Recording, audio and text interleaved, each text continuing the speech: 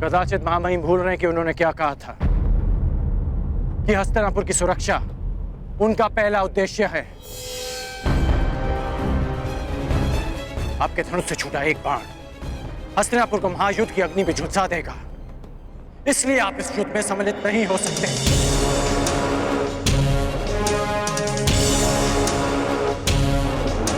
ये युद्ध अंगराज और मगधराज के मध्य है।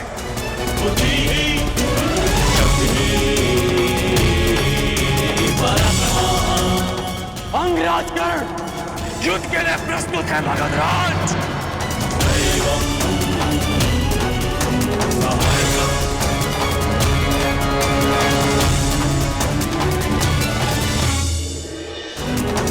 अंगराजगण युद्ध के लिए प्रस्तुत है। मगधराज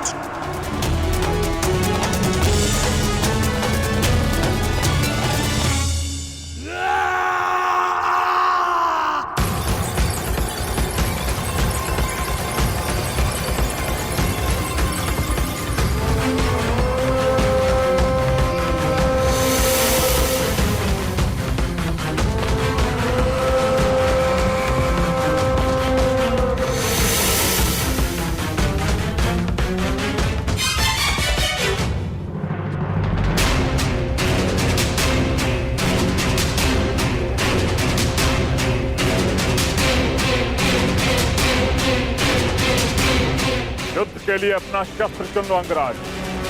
मैं अंक का वासी हूं और आप मगध के, इस नाते आप हमारे अतिथि हुए, इसलिए मैं आपको अवसर देता कि जिस विद्या में आप निपुण हैं उसका प्रयोग आप कर सकते हैं।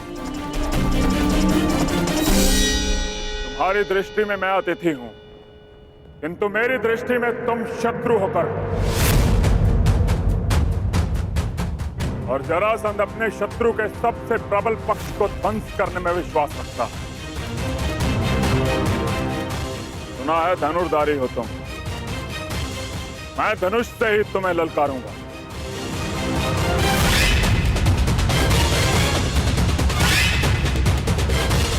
कैसी आपकी इच्छा।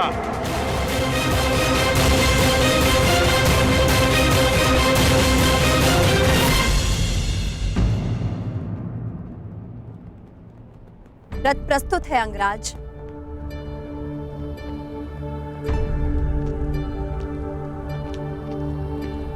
भीष्म, ललकारा अंगराज ने है, किंतु संधि हस्तिनापुर ने भंग की है। इसलिए यद्यपि हस्तिनापुर युद्ध में सम्मिलित नहीं है, किंतु युद्ध की विभीषिका से झेलनी होगी। जरासंध का क्रोध केवल कर्ण के अंत से शांत होने वाला नहीं है, इसकी आंच हस्तिनापुर तक अवश्य पहुंचेगी। इस युद्ध से पूर्व दो बातें जानना तुम्हारे लिए आवश्यक है मगध नरेश। प्रथम, हस्तिनापुर के शांति प्रयास को उसकी निर्बलता मत समझना, और मेरे मौन को मेरी दुर्बलता मत समझना। हस्तिनापुर की भीति और भीष्म के बाणों का बल अब भी वही है। दूसरी बात, यदि भीष्म ने तुम्हारा बल देखा है तो कर्ण का कौशल भी। इस योद्धा को बालक समझना तुम्हारे जीवन की बहुत बड़ी भूल सिद्ध होगी। कदाचित यह युद्ध तुम्हारी प्रथम पराजय लेकर आए, या कदाचित तुम्हारे लिए दुर्गम विजय पथ।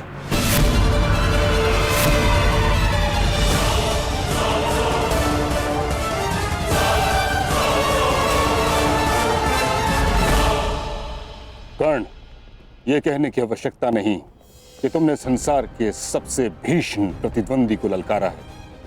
युद्ध क्षेत्र के पास अंग की प्रजा भी है। विध्वंसक अस्त्र का प्रयोग उनको संकट में डाल सकता है जिनके लिए तुम युद्ध करने जा रहे हो। जरासंध की शक्ति उसकी आक्रामकता में है। उसे अवसर मत देना कि वो तुम पर वार कर सके प्रारंभ से ही। प्रारंभ से ही मुझे मगध नरेश को पीछे हटाना है। पहले उनकी युद्ध नीति को समझना है और फिर उसे चूर चूर करना है।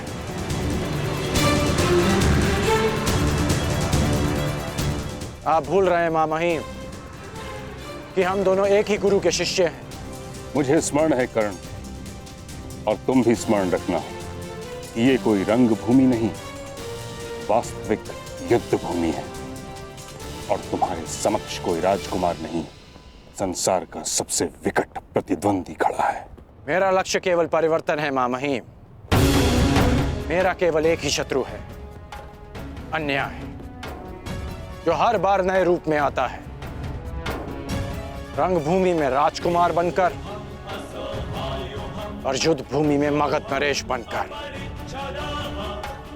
परंतु ये राधेकरण जीते जी इस अन्याय से कभी हार नहीं मानेगा। ईश्वर करे तुम्हें विजय प्राप्त हो कर्ण। यदि तुम पराजित हुए तो मुझे स्वयं को युद्ध में सम्मिलित करना होगा, जिसका अर्थ है हस्तिनापुर को युद्ध की अग्नि में झोंकना। तुम्हारे मित्र दुर्योधन ने तुम पर विश्वास किया है, उसकी परीक्षा में खरे उतरना है तुम्हें कर्ण। मैं वचन देता हूं मां महिम कि अपने मित्र के विश्वास की लाज रखूंगा, परंतु आपको भी वचन देना होगा कि आप मेरे कहे बिना इस युद्ध में सम्मिलित नहीं होंगे। तुम करना क्या चाहते हो कर्ण? ये युद्ध केवल अंगराज और मगध नरेश के मध्य नहीं, ये युद्ध अंग की प्रजा का, उनके भीतर छिपे भय से भी है। और भय के अंधकार में सोई अंग की प्रजा को मैं जगाना चाहता हूं। इसलिए आपसे वचन चाहिए कि जब तक मैं ना कहूं, आप अपना धनुष नहीं उठाएंगे। मेरा आशीष है कर्ण, विजयी वही हो जो अधिक श्रेष्ठ हो।